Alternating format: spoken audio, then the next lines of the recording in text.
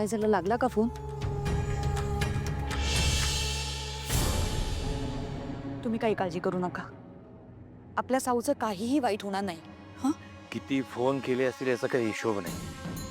सावलीचा फोन तर लागतच नाहीये, म्हणून त्या सोहमला केला तर तोही उचलत नाही. आता काय उत्तर देणार असा प्रश्न पडला असेल म्हणून कदाचित उचलत नसतील. हे बघा, होईल संपर्क, तुम्ही शांत राहा. नाही, शांत तर राहावंच लागणार आहे ना मला. माझ्याकडे दुसरा पर्याय नाही. सध्या सावलीच्या आयुष्यात खूप संकट येत आहेत, खूप संकट येणार आहेत.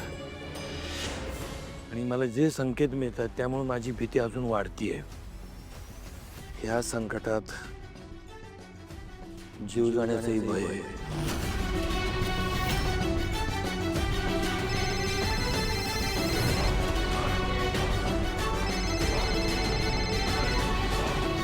सकाळी सकाळी भिका मागायला दुसऱ्यांच्या घरी फोन करा ठेवा.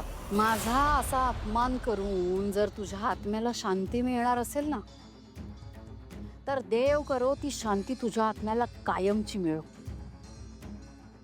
बरं, आता मुकाट्याने मला सांग, तू सावलीला कुठे गायब केलंयस?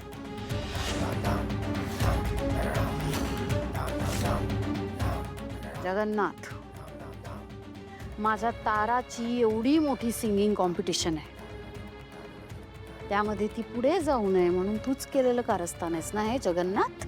सगळं कळतंय मला. मुकाट्याने सांगून टाक, तू सावलीला कुठं गायब केलंयस, नाहीतर तुझा खेळ खलास झाला समज.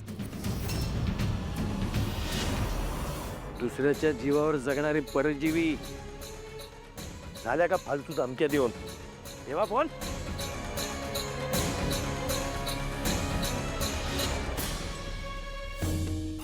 सावली हरवलीये हे ऐकल्यानंतर हा जगन्नाथ इतका तिचा सख्खा बाप असल्यासारखा काळजीत का पडलाय?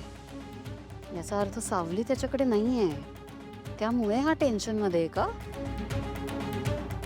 तिच्या आवाजावरून तरी तसंच वाटतंय. पण मग जर सावली याला माहित नाहीये कुठे, तर